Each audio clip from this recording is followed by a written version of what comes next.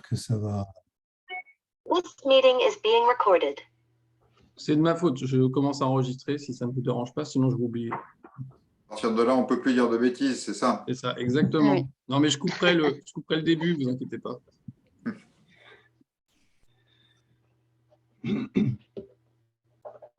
Excuse-moi, Georges, je t'ai coupé avec mon enregistrement.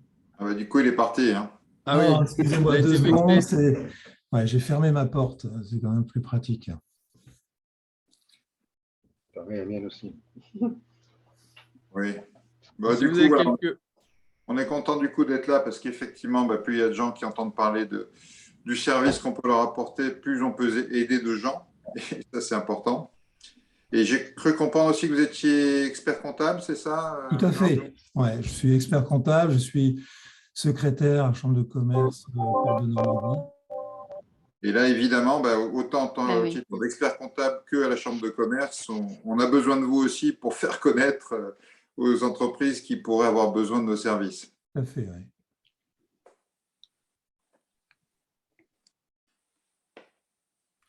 Alors pour l'instant, j'ai pas eu de nombreux cas, mais c'était à chaque fois sur des problèmes de délai de paiement et ça les a réglés quasiment instantanément, incroyable. Ça fait partie de nos gros sujets. Ouais. Écoutez, alors, il y a 7 participants pour le moment, il n'y a que 31. Je vais ouvrir la porte à tout le monde, je vais ouvrir l'accès à tout le monde si ça ne vous dérange pas.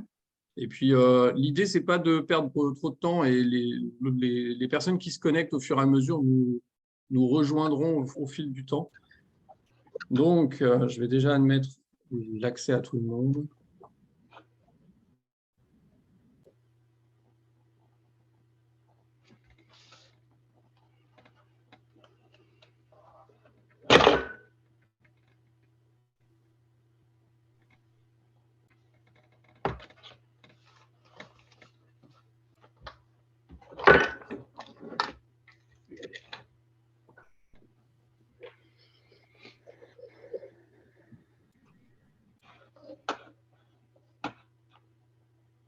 Donc, bonjour à tous. On peut prendre des codes parce que ça va d'empirer. Donc, j'imagine pas le nombre de fois que j'ai revérifié les codes. Voilà, les joies de la plateforme collaborative. Non, mais alors, on checkera une fois que j'ai le village inquiet. Parce que eux, des fois, ils font des banques quand ils renvoient les. Alors, activer le son. OK.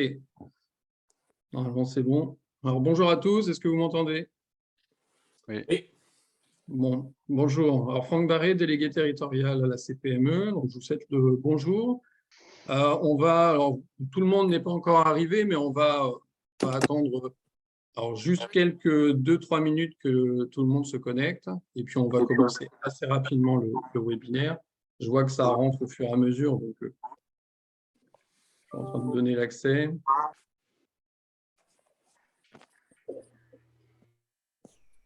Alors, comme on a pu le voir à l'instant, pensez bien à couper vos micros.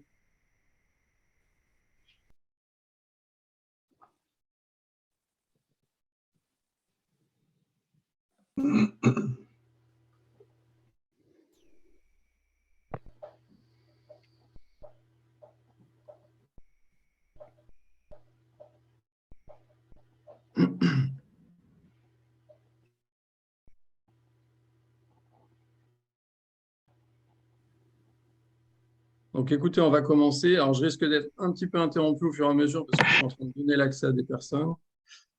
En tout cas, bonjour à tous. Donc, de nouveau, Franck Barré, délégué territorial CPME. Alors, moi, je suis en charge du territoire Rouen Métropole et territoire de Dieppe.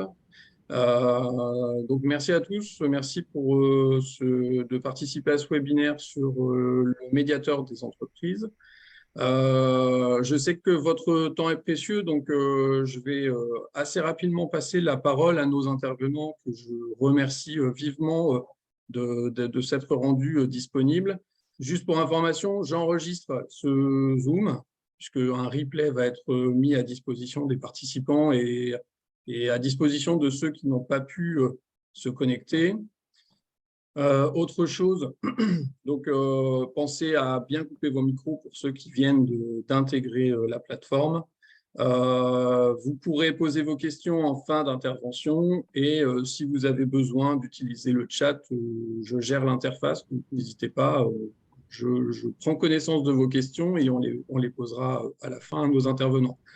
Pour ce qui est des intervenants, on remercie encore vivement Pierre Pelouzet, donc médiateur des entreprises, qui prendra la parole en introduction et qui nous rappellera le rôle du médiateur des entreprises. Il prendra la parole pour introduire et il passera la parole à Arnaud Lafont et à Muriel Fraissinet, qui sont médiateurs nationaux en charge du réseau des médiateurs. Donc, ils vous expliqueront également leur rôle, leur mission, et comment on saisit le médiateur, les motifs de saisine, et ils vous illustreront ces cas de situations très concrètes. Donc voilà. Sans plus attendre, Monsieur Pelouzet, je vous donne la parole. Donc merci encore et je vous souhaite un très très bon webinaire à tous. Merci Franck, bonjour à toutes et à tous. Je suis très heureux d'être là ce matin avec vous. Je ne sais pas si vous me voyez, parce qu'on est en train de lancer la présentation, mais j'espère que vous m'entendez. Franck, hochez la tête si vous m'entendez bien. Alors moi, je vous entends bien, parfaitement bien, et je vous vois. Parfait. Et on voit parfaitement la présentation. Voilà. Encore une fois, très heureux d'être ici ce matin. On en parlait avec Franck et Georges à l'instant, avant d'ouvrir à tous ceux qui nous ont rejoints. Le médiateur des entreprises est un service public qui aide des milliers d'entreprises tous les ans. Malheureusement, il y en a encore des milliers qui ne nous connaissent pas. Donc, si on peut faire des choses pour que vous nous connaissiez un petit peu mieux ce matin et que, si vous en avez besoin, vous puissiez faire appel à nos services, ce sera l'objectif et une réussite pour nous d'avoir échangé avec vous quelques instants en ce début de matinée. Le rôle du médiateur des entreprises, je ne vais pas vous relire toute la slide que vous avez en face de vous, mais c'est vraiment de travailler sur la confiance entre les acteurs économiques. Donc, on a conscience que l'absence de confiance, la défiance, c'est un des freins majeurs à l'économie. Quand on a confiance, on travaille bien ensemble, on se développe, on va trouver de nouveaux marchés, on trouve de l'innovation. Quand il y a de la défiance, pour tout un tas de raisons, ça freine notre économie. Ça empêche aussi les chefs d'entreprise de dormir, ce qui n'est pas bon non plus pour l'économie. Tout ça fait qu'on a voulu développer des outils pour la confiance, pour restaurer, renforcer la confiance entre les entreprises et entre les entreprises et les acteurs publics. Donc, ces outils, il y en a plusieurs. On va évidemment focuser ce matin sur la médiation. Arnaud et Muriel vont vous amener à mieux comprendre ce qu'est la médiation, ce service public de médiation. Sachez qu'on a d'autres outils. On a une charte de bonne pratique, on a un label pour faire progresser les choses. Comme vous le voyez, on a un rôle de réparation avec la médiation, mais on a un rôle d'animation pour améliorer les pratiques. Et donc, voilà en introduction ce que je voulais vous dire. N'hésitez pas à bien écouter Arnaud et Muriel, je pense que ça va vous intéresser, et à poser des questions à la fin, parce que le but, c'est que vous repartiez en sachant plus sur ce qu'on peut faire pour vous aider. Voilà, sans plus attendre, Muriel, Arnaud, c'est à vous. Très bien, merci, merci Pierre. Donc, j'espère aussi que vous m'entendez bien. Oui, parfait. Voilà. Donc, donc Muriel Fraissinet, donc en charge de l'animation du réseau avec Arnaud Lafont, du réseau des médiateurs qui interviennent directement sur les sujets qui nous sont confiés par les entreprises. Et dans cette mission d'animation, notre objectif, c'est à la fois de garantir un process de médiation bien adapté, et c'est aussi de faire en sorte que, bien sûr, l'ensemble des demandes qui nous sont faites puissent être à la fois attribuées et que la compétence de nos médiateurs soit constante, et qu'ils puissent, lorsqu'ils ont soit des difficultés, soit besoin d'échanger, que ces échanges puissent se faire. Donc, au-delà donc du rôle du médiateur, je vais vous parler de la manière dont on va saisir le médiateur. Donc, c'est la slide suivante, qui est une démarche assez simple à partir du moment où on va sur Internet. Donc, on a un lien www.médiateur des entreprises, et on arrive alors sur une première page qui permet d'avoir 2 boutons. Un bouton contacter le médiateur, un bouton demander une médiation. Donc, je vous dis quand même un mot du bouton contacter le médiateur, qui est le moyen de poser certaines questions, certaines interrogations qu'on peut avoir. Et dans tous les cas, l'objectif, c'est lorsque l'entreprise laisse un message, que cette entreprise ait une réponse, généralement sous forme de mail. Mais bien évidemment, il y a la possibilité d'avoir un échange téléphonique, mais l'essentiel se fait sous format mail, de manière à orienter. Donc ça, c'est le premier bouton. Nous, on va s'intéresser donc plutôt à demander une médiation, donc la flèche rouge. Et lorsque vous cliquez sur ce lien, vous arrivez sur la page suivante. Voilà. Donc, sur cette page, vous allez avoir des éléments, 3 éléments. Donc, ce qu'il faut comprendre et respecter lorsque l'on s'engage dans la démarche. Donc, c'est important d'aller sur en savoir plus, parce que, bon, généralement, on va vite au résultat, mais ça permet quand même de cadrer un peu les choses par rapport aux éléments importants sur lesquels s'engager, et notamment, donc, la médiation étant du règlement amiable des litiges, c'est une démarche volontaire. Donc, c'est important pour vous d'avoir les éléments de contexte, parce que c'est volontaire, et ça demande bien sûr la contribution des médiés. Et c'est surtout ça qui est important, c'est-à-dire que le médiateur est bien là en tant que tiers indépendant, mais il est aussi clé que le demandeur et ensuite l'autre partie soient des contributeurs actifs. Voilà. Ensuite, sur le bouton 2, vous avez, enfin, sur l'information 2, vous avez « Êtes-vous éligible à la médiation des entreprises ?» Tout simplement parce que, comme la définition de la médiation, on est là pour faire du règlement amiable de litige, donc il faut effectivement qu'il y ait un litige. Et la première étape, et c'est avec Arnaud qu'on a cette démarche. Nous, on a une phase de vérification de l'éligibilité des demandes, mais c'est aussi important de visualiser via le lien bleu ces éléments d'éligibilité que vous avez, tant sur la nature même de votre demande, et par exemple sur lorsqu'il y a des problèmes de paiement, des conditions de paiement, c'est important aussi. On a des seuils, et ces éléments donc vous sont expliqués dans ce lien bleu. Et ensuite, on a la troisième étape, qui est comment déposer un dossier. Donc, comment déposer un dossier. Donc, vous en avez quelques éléments de rappel qui sont écrits là en petit. Vous allez avoir, en fait, dans le cadre du dépôt du dossier, un certain nombre d'informations à saisir. Donc, c'est le rappel des éléments à préparer pour pouvoir faire sa saisine auprès du médiateur. Aujourd'hui, l'application nous permet en fait d'avoir, en gros, à partir de la saisine de votre numéro sirène, d'avoir les informations donc qui s'affichent, des informations disponibles, hein, qui s'affichent, ainsi que à partir du numéro sirène de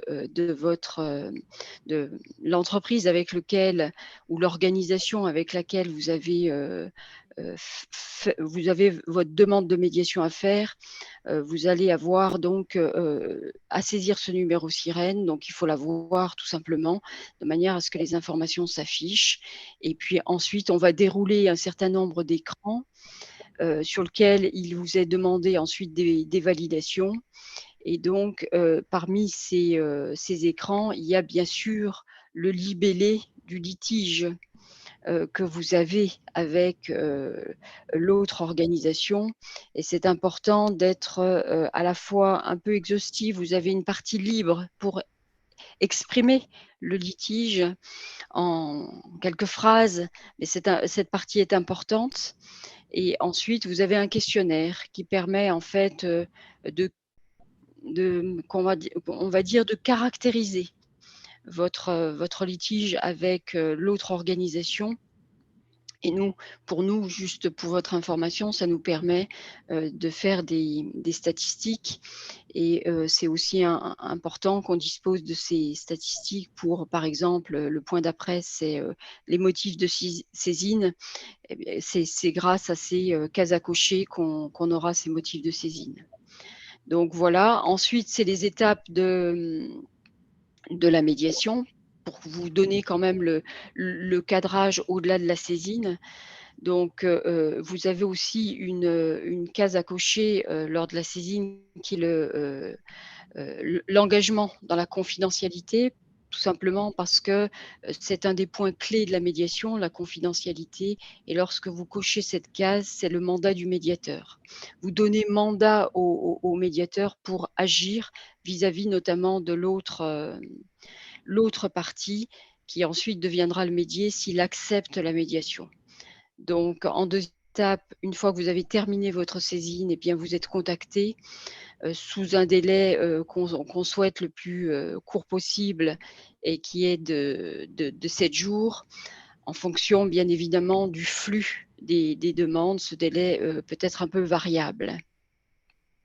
Et à partir de là, nous, une fois qu'on a statué sur l'éligibilité de votre demande, eh bien, on essaye de convaincre l'autre organisation de venir en médiation, sachant qu'on vous demande également de bien informer l'autre organisation que vous avez saisi le médiateur des entreprises. Et ensuite, à partir du moment où l'autre organisation est d'accord, alors on va rentrer dans le processus de médiation.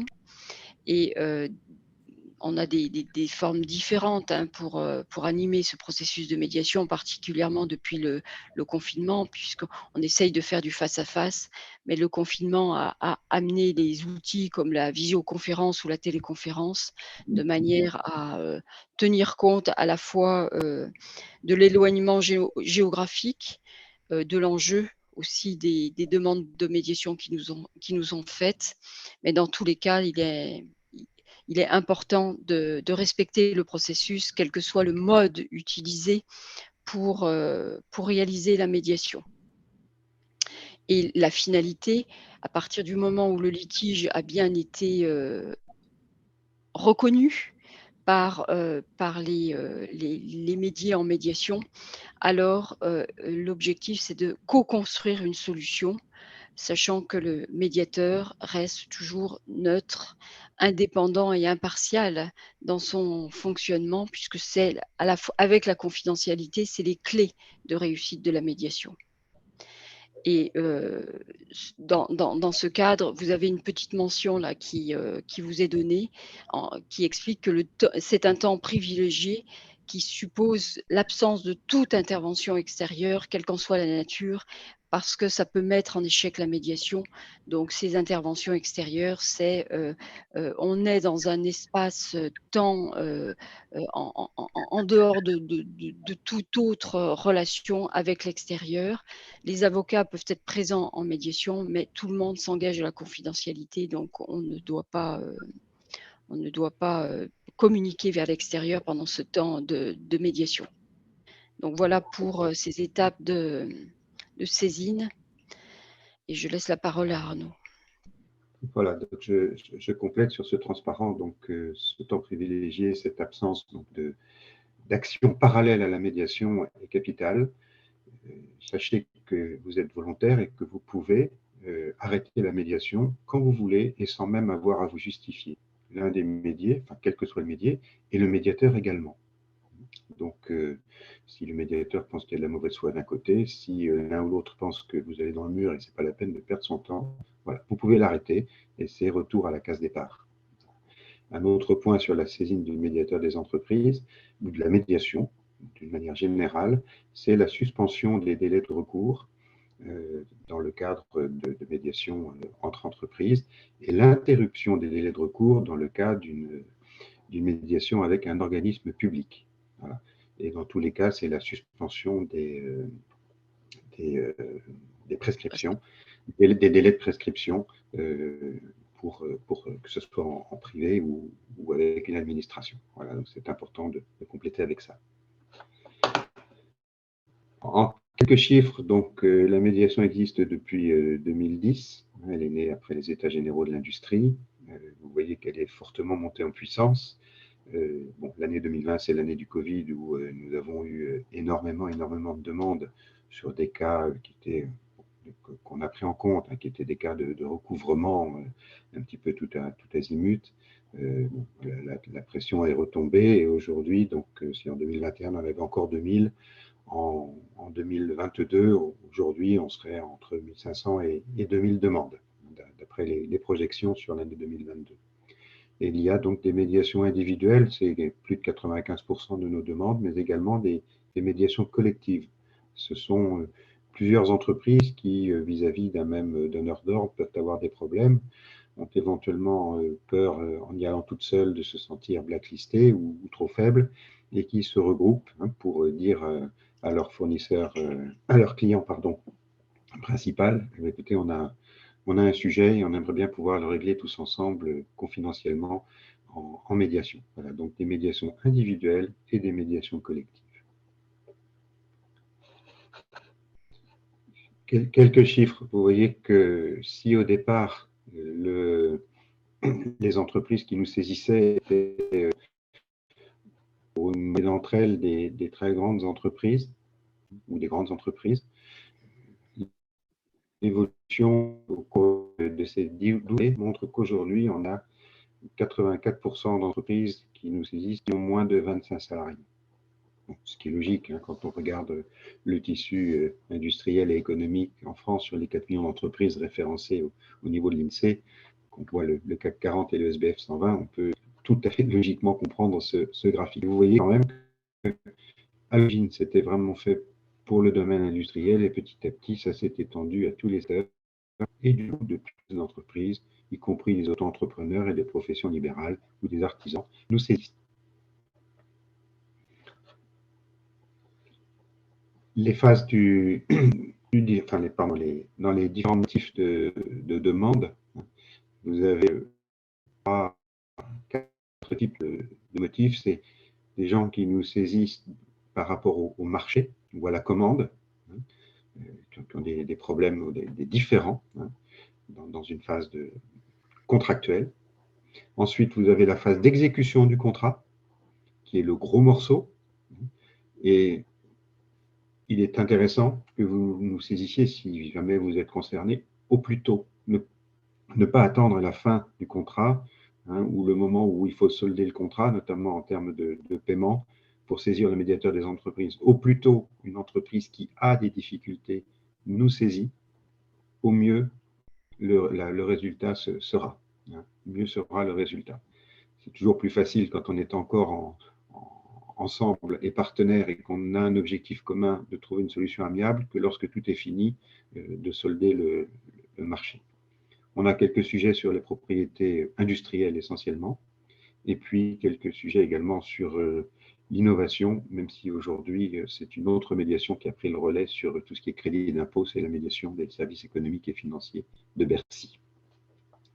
Sur le morceau, sur ces 86% qui concernent l'exécution des contrats, vous avez une part non négligeable qui relève des conditions de paiement, qui relève des relations contractuelles hors prix, qui ont forcément des impacts sur le premier point, quelques éléments sur la détermination des prix et sur le SAV, les conditions de livraison. Donc, voilà pour ces quelques chiffres très rapidement. Et puis maintenant, on va vous citer quelques exemples, puisqu'il n'y a rien de mieux pour essayer de montrer ce qu'est la médiation, aussi bien dans le domaine de la commande publique ou des marchés publics que dans le domaine des marchés privés.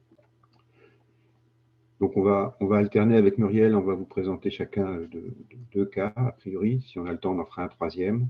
Hein, donc, on va alterner. On va faire un privé, puis un public, un privé, un public. Donc, je commence par un exemple de médiation, donc une demande Oui. qui nous a été faite par une entreprise. Et pour donner la typologie donc de cette demande, c'était vraiment sur l'application de clauses contractuelles en vigueur. Donc, en présence, on avait le demandeur qu'on va appeler A et l'autre partie que l'on va appeler B. Donc, c'était dans le domaine de l'édition avec un demandeur qui avait qui travaillait au niveau international et un éditeur qui travaillait au niveau national simplement, de plus petite taille. Donc, on a été saisi, entre guillemets, par le plus gros. Donc, la première démarche, comme expliqué, vise donc à convaincre la partie B, comme on dit, de venir en médiation par rapport à un litige. Et la nature du litige portait sur des modalités d'indemnisation d'un stock de livres qui appartenait à B et qui avait été perdu par A à l'occasion d'une sous-traitance. Donc, on avait donc dans le cadre de ce litige déjà des estimations du volume de stock qui étaient différentes entre A et B, puisque l'un les estimait à 70 000 et que l'autre les estimait à plus de 86 000. Donc, bien évidemment, les 86 000 étaient estimés par B et les 70 000 étaient estimés par A. Dans cet exemple de médiation, donc B a fini par accepter la médiation entraînant un peu les pieds parce qu'il lui avait déjà été fait des propositions de règlement amiable par A, mais qui ne l'avait jamais satisfait en fait. Donc, le fait qu'il y ait finalement un tiers indépendant l'a plutôt convaincu de venir, notamment par le fait de traiter ça dans un délai court. C'était l'essentiel de la motivation. Il faut savoir que les A et B travaillaient sur un contrat qui était ancien, puisque la demande a été faite en 2020, fin 2020, et que le contrat datait de 2002 et se reconduisait par tacite reconduction en fait d'une année sur l'autre. Donc, à partir du moment où les deux parties étaient d'accord pour entrer en médiation, il y a eu des échanges entre le médiateur et les médiés, notamment pour un peu construire les étapes de progression de la médiation et bien évidemment avoir les engagements de confidentialité qui vont bien pour chacun des médiés. Donc, on l'a dit au départ, mais ça fait partie véritablement des étapes importantes à traiter. Ces engagements de confidentialité, on les garde. Et donc, à partir du moment où les médiés donc, étaient d'accord pour être en médiation, une première étape a été de se mettre d'accord sur le volume de perte des ouvrages qui étaient, de ce stock d'ouvrages qui était réel à l'occasion en fait d'une sous-traitance qu'avait effectuée A.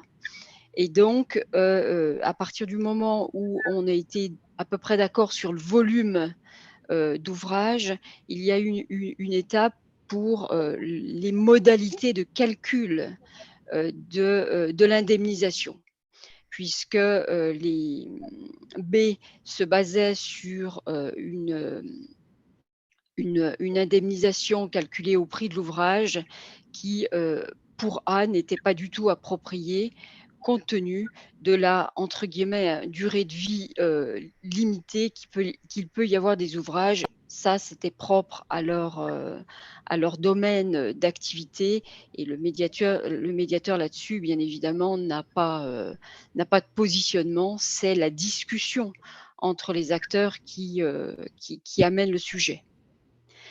Donc, au départ, on avait des écarts qui étaient une estimation pour A de 60 000 € et pour B de 1 million d'euros.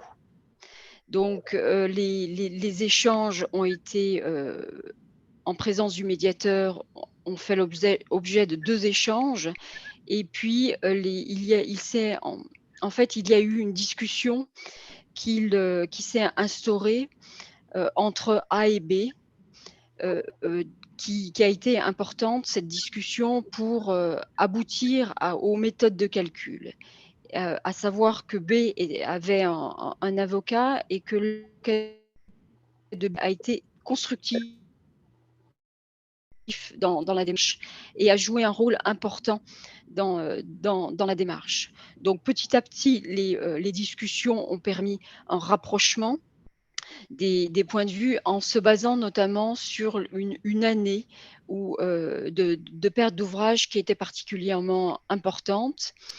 Et alors que A au départ était à 60 000 €, on a fini par un rapprochement à 170 000 €, qui petit à petit a été ramené à 130 000 € par les fins de discussion. Donc au total, il y a eu en fait 4 réunions de médiation qui se sont tenues en physique, mais il y a eu beaucoup d'échanges en fait entre les médiés qui ont eu lieu en dehors de ces réunions de médiation. Et c'est bien là où Pierre Pelouzet vous parlait de restaurer la confiance, et aussi de restaurer le dialogue, puisque le dialogue qui était interrompu a pu être restauré au cours de ces échanges, et grâce à la compréhension mutuelle des, des contraintes et des situations de l'un et l'autre, le rapprochement a pu se faire. Alors A avait une particularité, c'est qu'il avait besoin d'avoir un échange avec son conseil d'administration pour dépasser les montants qui, pour lui, estimés au départ à 60 000 €. Et donc, le conseil d'administration a fini par valider sur le montant de 130 000 €, ce qui a permis donc aux deux acteurs, donc A et B, de se rapprocher et finalement de signer un protocole qui a pris le pas sur le contrat qui était en cours. Et un avenant a pu être signé, et la collaboration a pu se poursuivre entre ces acteurs. Donc, le principe même en tout cas, dans les principes de la médiation, on cherche à renouer donc la confiance, construire le dialogue. C'est exactement ce qui a pu se passer pendant cette médiation, qui a quand même duré 7 mois, parce que les éléments d'échange étaient importants, les divergences étaient grandes. Donc bien évidemment, là, je vous résume en quelques moments, mais voilà, il faut parfois du temps. Et sur cet exemple, la médiation a duré 7 mois. Et donc, pour nous, une fois que le protocole a été convenu entre les acteurs et que l'accord a été trouvé, nous, on clôture la médiation avec accord. Et ça nous permet donc, dans le suivi que l'on peut faire de notre dossier, de convenir auprès de l'ensemble auprès des parties de cet accord, et donc de clôturer dans notre système de suivi. Voilà sur ce premier exemple de médiation, donc dans le domaine privé. Voilà, alors je vais prendre le relais dans le domaine public. Il faut savoir que dans le total des demandes de médiation, les médiations dans le domaine de la commande publique représentent entre 25 et 30% des demandes, selon les années. Voilà. L'objet, c'est aussi de rétablir la confiance, mais pas forcément les relations d'affaires, dans la mesure où dans la commande publique, chacun répond à des appels d'offres, est retenu ou n'est pas retenu. L'idée, c'est quand même, lorsqu'il y a un litige, de ne pas être blacklisté s'il y a des appels d'offres ultérieurs auxquels l'entreprise est susceptible de répondre. Donc, c'est aussi des éléments de langage que l'on utilise. Le cas que je vous présente, là, c'est un cas où c'est une commune, une mairie qui nous a sollicité. Vous voyez, ça marche dans les deux sens. Ce n'est pas forcément une entreprise qui a un problème avec une collectivité qui peut nous saisir, même si c'est dans 90% des cas le cas. Et là, c'est une commune qui nous a saisi, une mairie qui nous a saisi par rapport à un fournisseur de matériel roulant. Et donc, il y avait des commandes et, bien entendu, il y a eu des retards de livraison. La commune a du coup appliqué le marché et a surtout appliqué des pénalités de retard à hauteur de 8 000 €. Les motifs, le sujet de Muriel, c'était plus de 100 000 €. Là, c'est un petit montant, mais pour l'entreprise qui fournissait ce matériel roulant, c'était quelque chose d'important. Voilà. Et elle estimait qu'elle ces délais de retard, ces délais de livraison, qu'elle ne contestait pas, elle ne lui était pas imputable en totalité, loin de là, et qu'il y avait un certain nombre de conditions exogènes qui devaient permettre de ne pas payer de pénalités.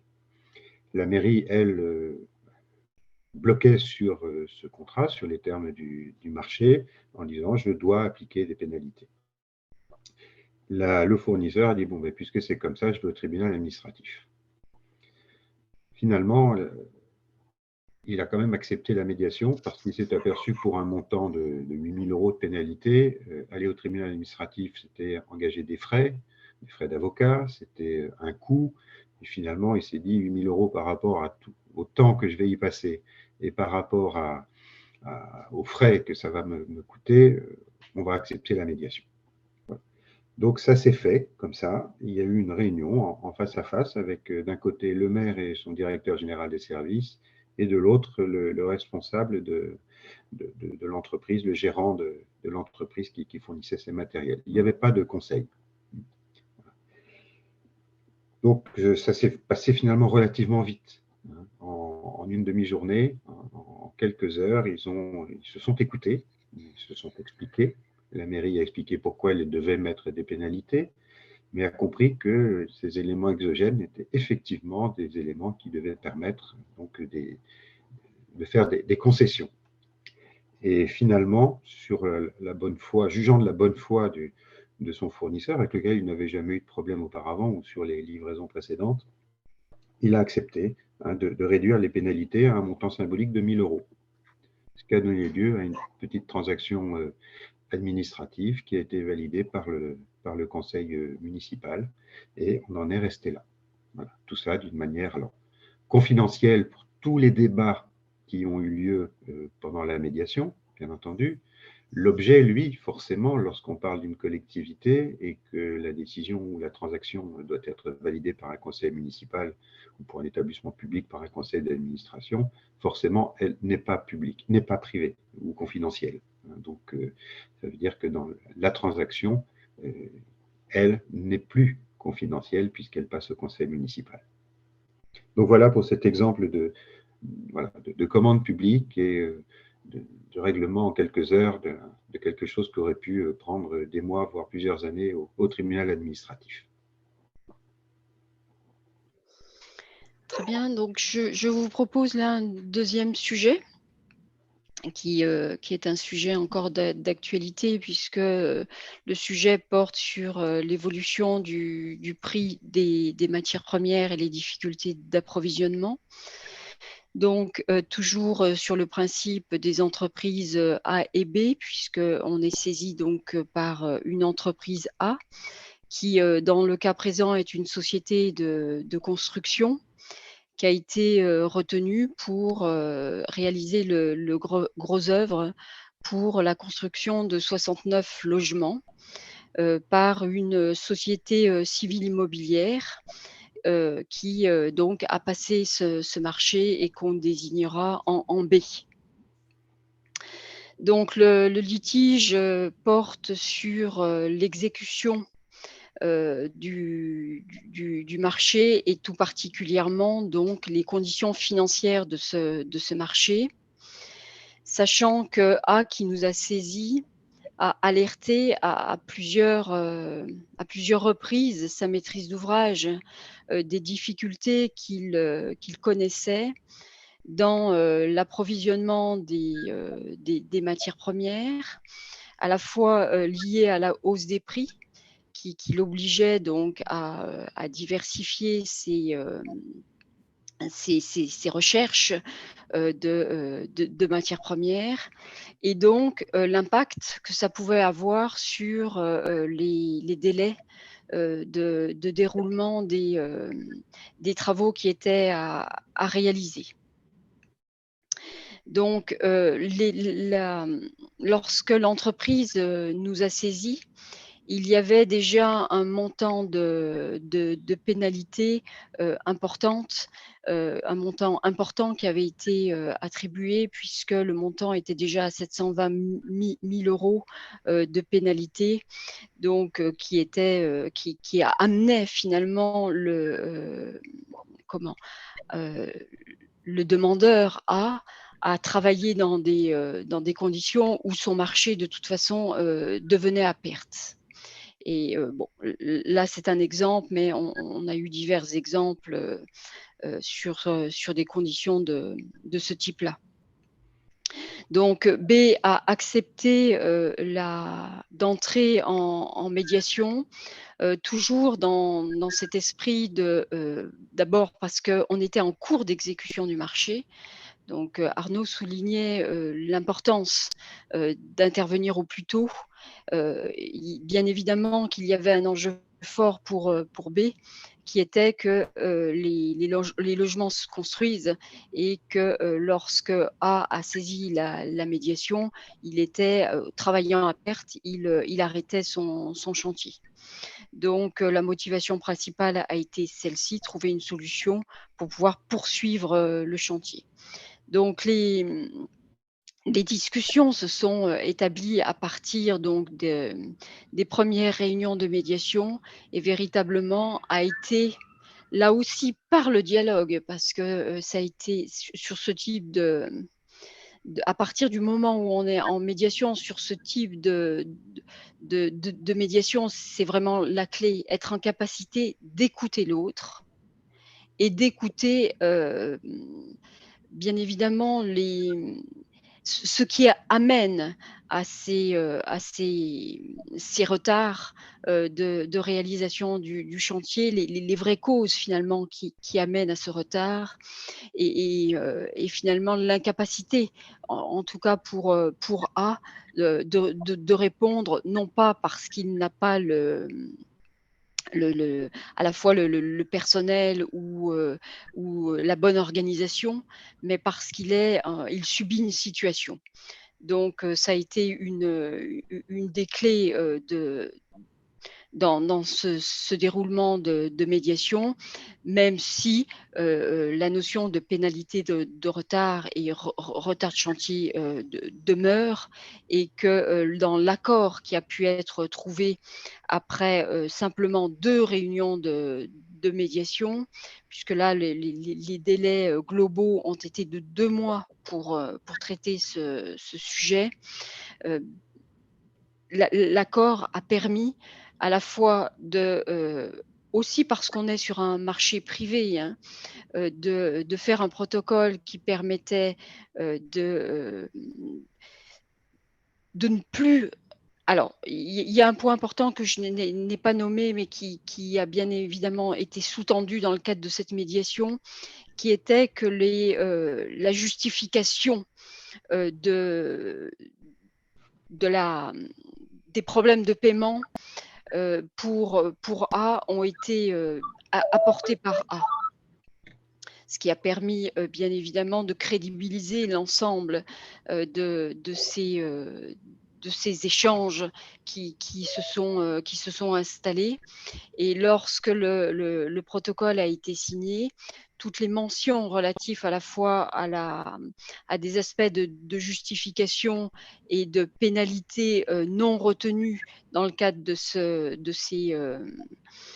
ces problèmes d'approvisionnement ont été posés dans le protocole de protocole d'accord. Et par ailleurs, le protocole a mentionné quelques éléments techniques et notamment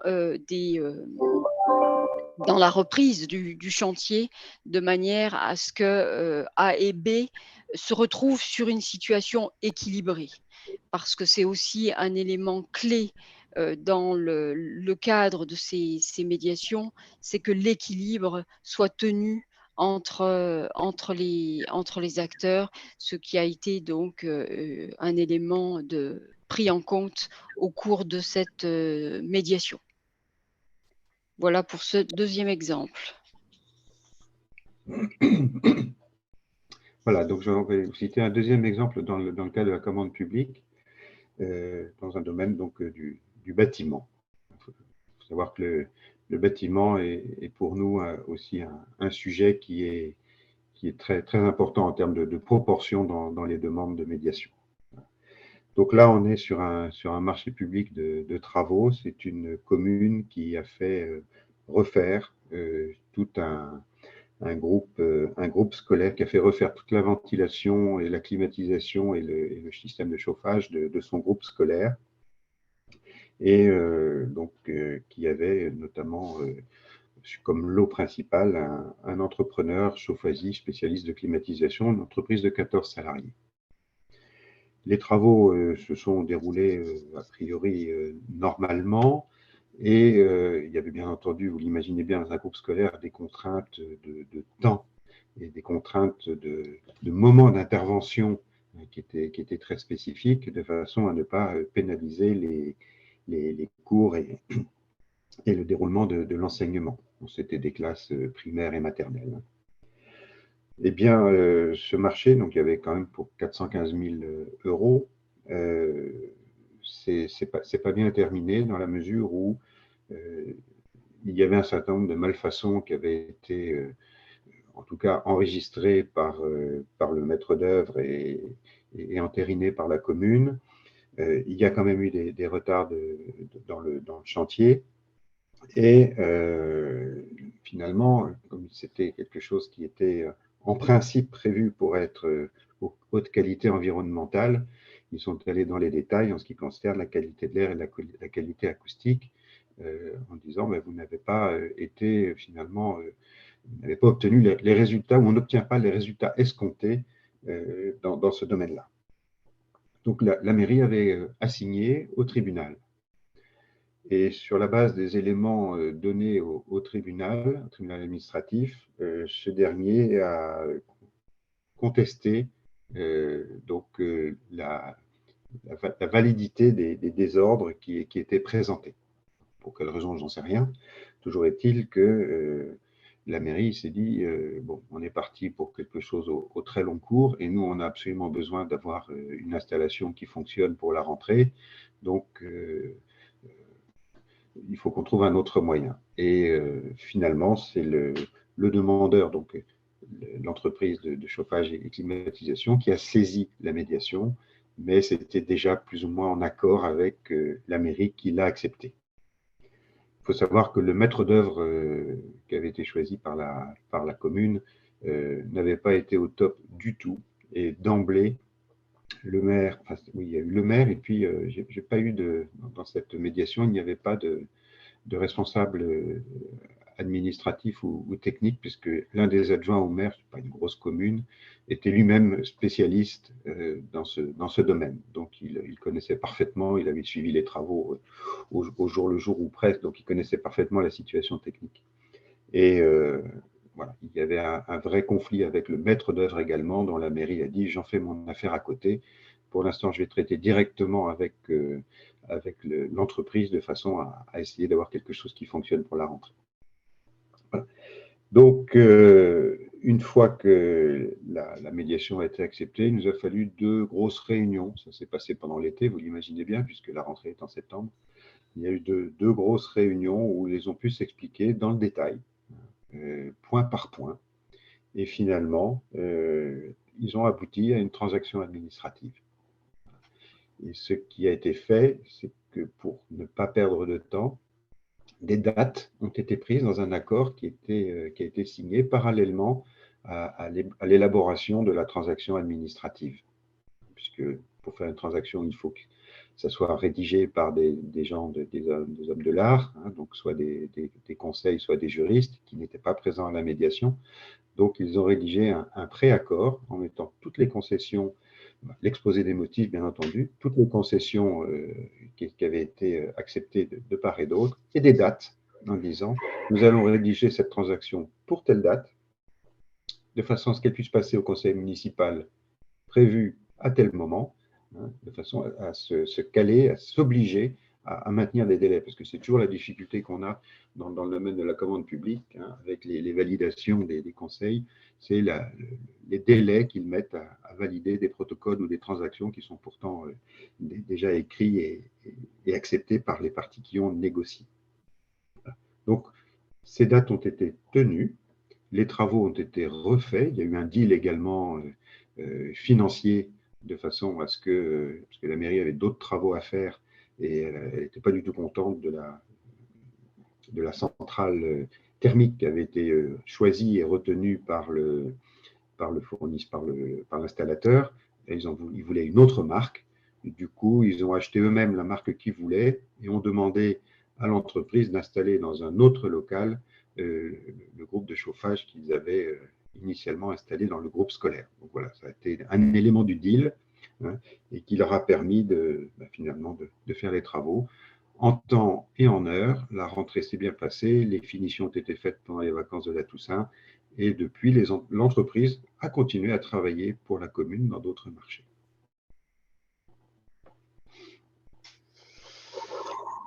Voilà, je me rends compte qu'il est 9h20, donc on souhaitait laisser un peu de place aux questions, donc on va peut-être s'arrêter sur les exemples. Je regardais juste dans le chat la question là, qui avait été posée sur le coût de la médiation. Alors c'est vrai que nous, au titre de notre positionnement au sein du ministère de l'économie, effectivement, la médiation des entreprises est un service gratuit qui relève de l'intérêt général. Et donc, lorsque on intervient, pour les entreprises à la fois qui nous saisissent et pour l'autre partie, tout est gratuit. Il y avait une autre question par rapport aux chiffres présentés. Bon, on nous demandait si c'était des chiffres nationaux. Enfin, je pense que c'était la question posée, mais je suppose que oui. Oui, oui, ce sont les chiffres nationaux.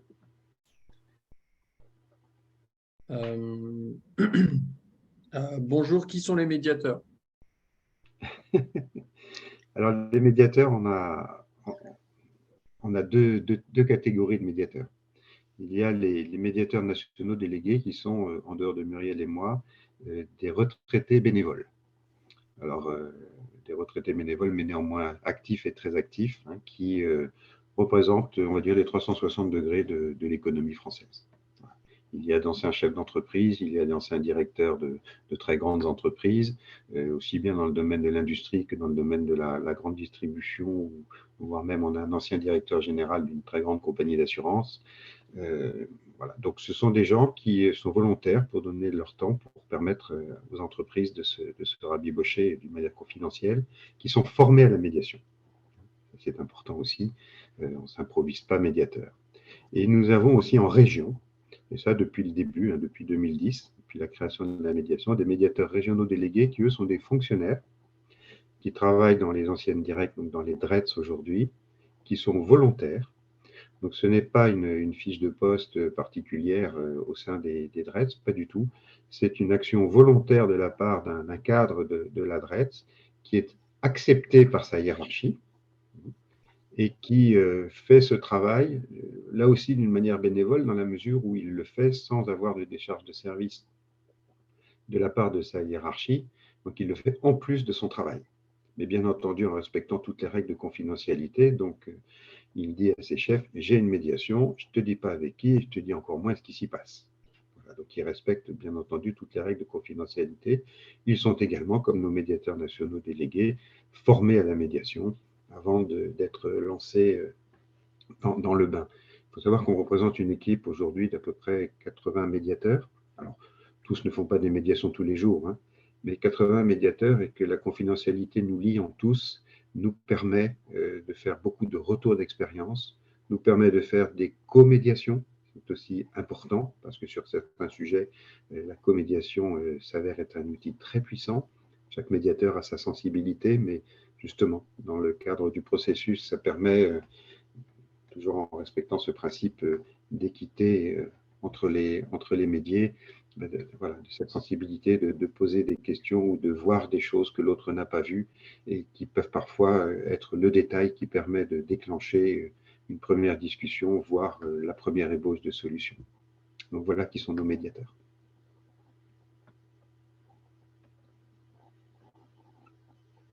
Ah oui, il y a une question sur les médiateurs, peuvent-ils rédiger des protocoles d'accord?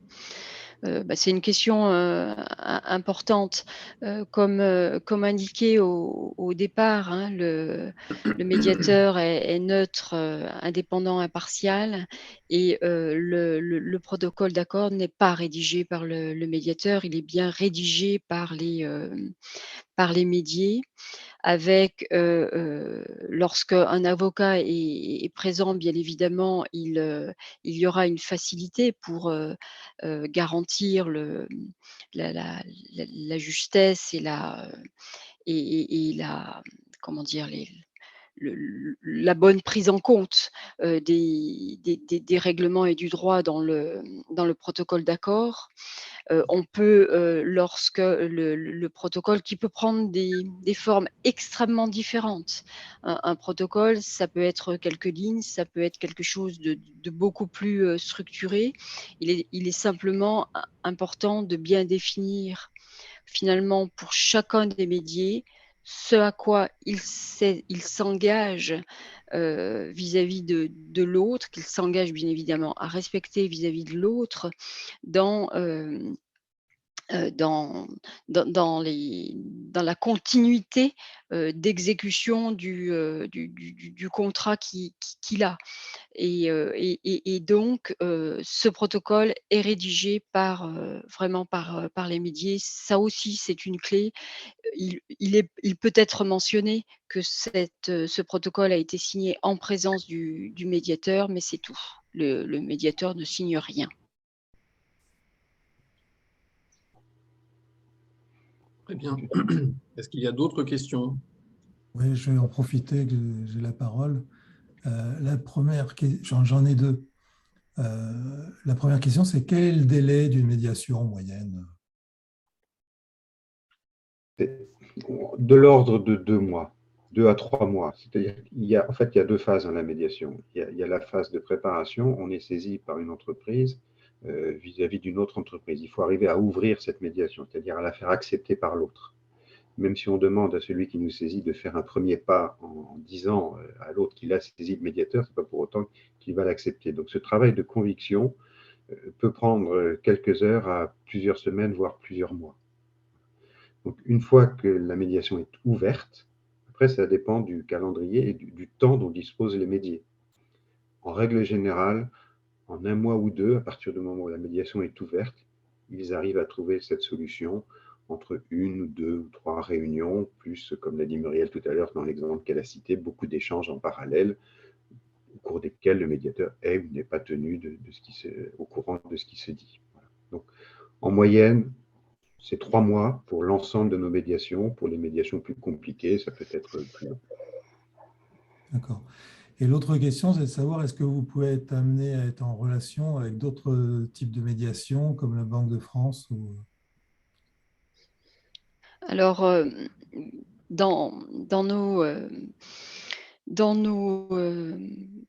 notre qualification des demandes de médiation que l'on fait, c'est vrai qu'on n'hésite pas lorsque la demande ne rentre pas dans le champ de compétences du médiateur des entreprises, de réorienter vers les bons interlocuteurs et les bonnes médiations. Ça fait vraiment partie de notre rôle de bien orienter. Après, votre question, elle peut être aussi sur comment constituer le tour de table de la médiation. Donc dans la constitution du tour de table de la médiation, c'est vrai qu'on est attentif et on fait en sorte, que, les conditions soient réunies pour que, pour que le litige puisse trouver une solution. On n'a aucun engagement de résultat, mais on a engagement de moyens. Donc on doit s'assurer que les conditions soient réunies.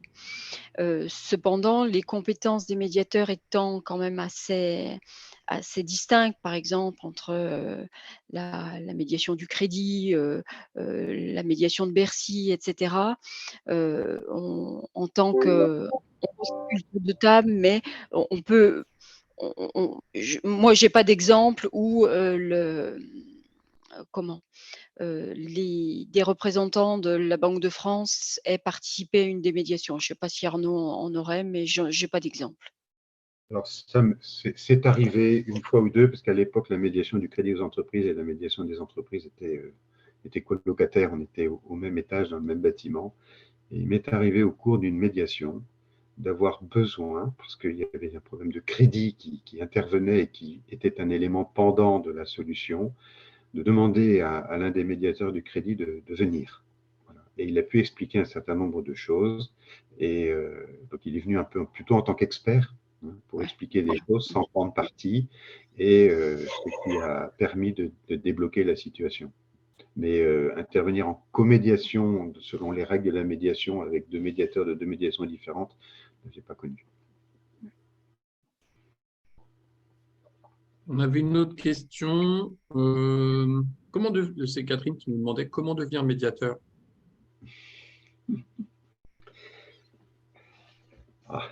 C'est difficile pour nous de répondre dans la mesure où vous avez vu qu'on était donc composé, enfin, les médiateurs sont des retraités bénévoles. Au départ, c'est la cooptation. Il faut être retraité. Voilà, faut être retraité. Il y a des gens qui vivent de la médiation, mais pas beaucoup, je pense. Même si la médiation privée est payante, voilà, il faut exercer un autre métier à côté le plus souvent. Donc, nous, ce sont des retraités, et c'est la cooptation qui a fait que le réseau a grandi. Après, bon, pour nos fonctionnaires en Bret, c'est complètement différent. Et en fonction des besoins, vous avez vu qu'on avait commencé avec une centaine de médiations en 2010, qui étaient essentiellement tournées dans le monde de l'entreprise industrielle. Petit à petit, avec les champs qui ont évolué, avec l'arrivée de la commande publique, etc., on a élargi. Et donc, cette famille de médiateurs continue à monter en puissance, et toujours pareil, par le biais d'une forme de cooptation. Il y a des candidatures spontanées qui arrivent auprès de Pierre Pelouzet ou de Nicolas Mort, qui est le directeur général de la médiation. Mais ensuite, on les retient en fonction de nos besoins. Après, il existe des formations de médiateurs. La question était peut-être aussi pour comment devenir médiateur en général. Aujourd'hui, c'est vrai que bon, l'expérience professionnelle est quand même importante, puisqu'on se situe sur des sujets, en tout cas nous concernant, interentreprises. Donc, cette expérience est importante. Et puis après, il existe, pour citer un exemple d'organisme qui est l'IFOMEN, qui dispense des formations, qui dispense un diplôme universitaire en matière de médiation. Voilà, il y a des possibilités de se former, et c'est en général des formations aussi très pratiques. Voilà, oui, il y a beaucoup de formations universitaires en matière de médiation. Alors moi, j'ai une question. J'en profite justement. Alors, on est tous conscients des problématiques et l'impact de la hausse de l'énergie aujourd'hui, notamment sur nos entreprises et nos PME. J'ai une structure, alors pour le moment, ça ne concerne qu'une, mais ça va concerner beaucoup de structures aujourd'hui. on a sollicité le médiateur de l'énergie. Mhm. Est-ce que c'est rattaché à un autre ministère ou enfin c'est la même chose que vous, mais c'est rattaché à un autre ministère ou c'est la même chose? Non, c'est le médiateur de l'énergie, c'est un médiateur qui a un champ d'action qui est assez particulier parce qu'il ne traite que les problèmes de particuliers ou les problèmes d'entreprises de moins de 10 salariés, alors strictement moins de 10 salariés, Oui. avec un chiffre d'affaires inférieur à, je crois, 1,5 million. 2 millions d'euros. 2 millions d'euros. Voilà, donc c'est lui qui traite en priorité tous ces sujets. En revanche, lorsque ce sont des entreprises qui sont de plus de 10 salariés ou qui ont un chiffre d'affaires supérieur à 2 millions d'euros, ils peuvent nous saisir, sachant qu'on traite également pour le coup avec les médiateurs internes des grands distributeurs d'énergie, hein, qui Oui. soit prennent en compte la médiation, soit éventuellement font des co-médiations avec nous. Très bien. Bon, bah, merci. J'en profite pour dire au revoir à Catherine qui nous salue, elle ne peut pas attendre la conclusion. Est-ce qu'il y a d'autres questions avant qu'on clôture le webinaire? Pas de questions. Bon, ok. En tout cas, un grand merci à Madame Fraissinet, à Monsieur Lafont et au médiateur des entreprises qui nous a quittés. Mais un grand merci à vous de vous être rendu disponible. Et puis, merci aux participants. Si vous avez des questions, n'hésitez pas à revenir vers nous. Donc, le webinaire a été enregistré, donc un replay va être envoyé. Nicolas Cordas, qui était à l'origine de ce webinaire, à l'initiative, m'a expliqué qu'une boîte à outils allait être envoyée à l'ensemble des participants, de ce que j'ai compris. Donc, je vais clarifier ce point avec vous, avec lui, et puis je vous renverrai en tout cas tous les éléments par mail. Donc, voilà. Seulement Je vous s'il ne faut souhaite pas l'envoyer aussi à tous les adhérents. Hein, Oui, bon, on va l'envoyer à tout le monde, mais je ferai un point avec Nicolas parce qu'il m'a envoyé un petit mail, mais je n'ai pas trop compris ce qu'il voulait envoyer. En tout cas, excellente journée à tous. Bon vendredi et bon week-end à tous. Et puis, à très bientôt pour un nouveau webinaire institutionnel. Merci Merci beaucoup. beaucoup. Merci. Au revoir. Au revoir. Au Au revoir. revoir.